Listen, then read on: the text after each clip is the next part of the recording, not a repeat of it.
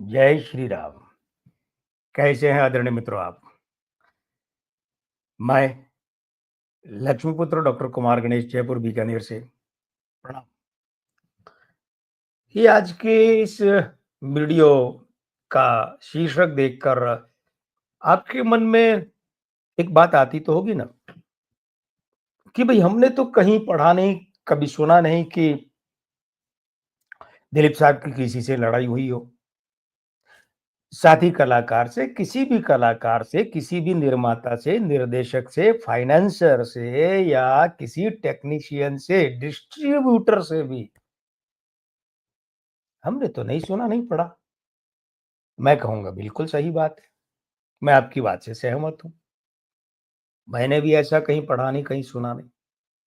तो आप ये कहेंगे कि हमने तो कभी ये भी नहीं सुना, नहीं पढ़ा कि दिलीप साहब ने किसी को बदतमीजी से भी कुछ कहा हो।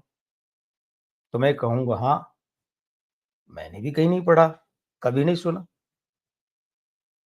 तो आप कहेंगे कि हमने तो ये भी नहीं सुना, ये भी नहीं पढ़ा कहीं भी कि दिलीप साहब ने कभी किसी आदमी के लिए निंदा में कुछ कहा हो, तो मैं कहूँगा हाँ, मैं आपकी बात से सहमत हूँ।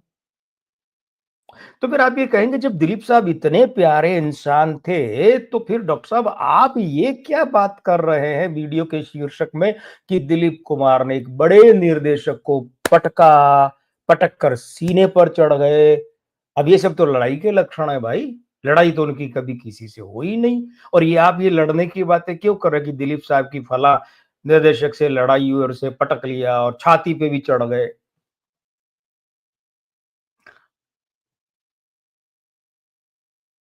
तो मैंने कब कहा कि दिलीप साहब की लड़ाई हुई? मैंने ये कब कहा कि दिलीप साहब की फला निर्देशक से लड़ाई हुई और उस लड़ाई में हाथापाई हुई और हाथापाई में उन्होंने उसे पटक दिया?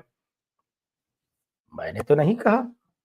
पढ़िए फिर से, वीडियो का शीर्षक पढ़िए फिर से, क्या लिखा है? लिखा है कहीं लड़ाई हुई, हाथापाई हुई? नहीं ना। मैं भी आपकी तरह दिलीप साहब के उस व्यक्तित्व का कायल हूं जिसके आप कायल हैं और सभी लोग हैं। तो फिर चक्कर क्या है? चलिए मैं आपको ले चलता हूं 27 नवंबर 1970 को। इस दिन एक फ़िल्म रिलीज़ हुई थी गोपी और इस गोपी फ़िल्म के बारे में मैं पीछे वीडियो कर चुका हूँ। एक तो बड़ा लंबा वीडियो वो किया था जो था ना कि दिलीप कुमार और ओम प्रकाश में यूँ सुलह हुई। गोपी फ़िल्म में दिलीप साहब के बड़े भाई के रूप में यानी गोपी के बड़े भाई के रूप में लेने के लिए प्रोड्यूसर गए थे ओम प्रकाश के पास। फिर क्या वो सारी बातें बताई। और एक 11 नवंबर 1970 को रिलीज हुई थी जॉनी मेरा नाम, मतलब गोपी से 16 दिन पहले। तो उस फ़िल्म की बात कर लूँ, उस फ़िल्म का निर्देशन कर रहे थे विजय आनंद और गोपी फ़िल्म का निर्देशन मैं आपको बता चुका हूँ तब कि वो कर रहे थे ए भीम सिंह। दक्षिण भारतीय निर्माता अधिकतर जो थे ना वो हिंदी फ़िल्म संगीत तो उनकी फ़िल्मों में बड़ा प्यारा होता था लेकिन वो उसमें दखल वगैरह सीटिंग-वीटिंग वो नहीं करते थे। वो निर्देशक के भरोसे छोड़ देते और दिलीप कुमार जैसे, राजेंद्र कुमार जैसे राजेश खन्ना जैसे जो कुछ होते अभिनेता, स्टार उनके कलाकार तो या वो दखल करते। तो गोपी फ़िल्म में संगीत दे रहे थे कल्याण जी, आनंद जी और जॉनी मेरा नाम जो गुलशन राय की फ़िल्म थी, निर्माता गुलशन राय थे त्रिमूर्ति फ़िल्म्स वाले। कौन से? मोहरा, विश्वात्मा, त्रिदेव, त्रिशूल, दीवार ये दीवार अमिताभ बच्चन साहब वाली। तो जॉनी मेरा नाम में वो उन्होंने फ्री छोड़ रखा था विजय आनंद को, गुलशन राय ने। बल्कि यहाँ तक बात होती कि सेट पर भी कुछ चाहिए और कोई कहता गुलशन राय से, तो कहते यार ये गोल्डी है ना, ये गोल्डी की फ़िल्म है, तुम जानो गोल्डी जाने, जो करना है गोल्डी से करवा लो। यानी वो तो सिर्फ फाइनेंसर की भूमिका में थे गुलशन राय। तो होता ये था कि दोनों ही फिल्में गोपी और जॉनी मेरा नाम में संगीत दे रहे थे कल्याण जी आनंद जी। तो कल्याण जी आनंद जी के म्यूजिक रूम पर दोनों की सिटिंग लगती थी दोनों फिल्मों के लिए।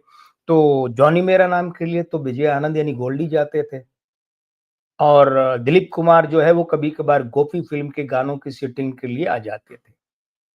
धुनें तैयार होती, और म्यूजिक तैयार होता, गाने तैयार होते, तो वहाँ विजय आनंद की भेंट मनोज कुमार से भी कभी-कभार हो जाती थी, क्योंकि मनोज कुमार 1969 में उपकार फ़िल्म दे चुके थे सुपर डुपर हिट, और उस फ़िल्म में संगीत कल्याण जी आनंद जी का था।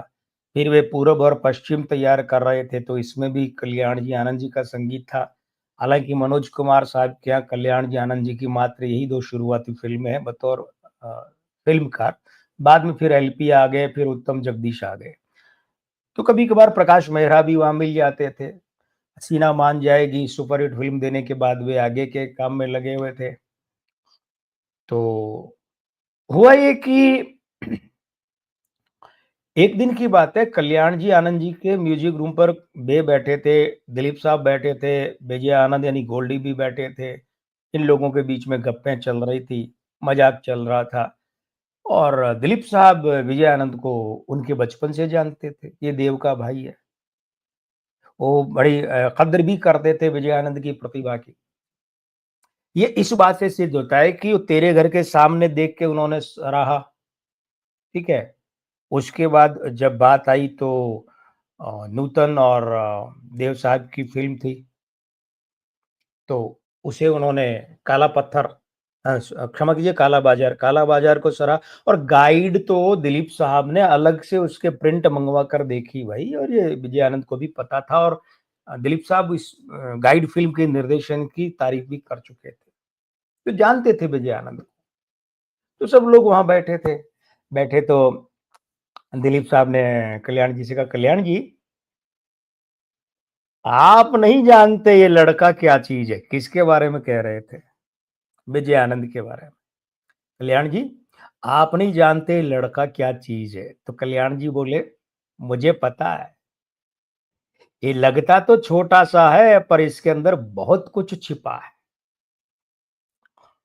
अब दिलीप साहब जहाँ बैठे थे वहाँ से खड़े हुए, और खड़े होके विजय आनंद के पास, गोल्डी के पास पहुँचे, और गोल्डी को यहाँ कंधों से यूँ पकड़ा, "ओए गोल्डी, इधर आ।" पकड़ के धड़ाम से पटक दिया फर्श पर, ज़मीन पर। "ओए गोल्डी, इधर आ।" पकड़ा, नीचे, और विजय आनंद के सीने पर, उनकी छाती पर चढ़कर बैठ गए।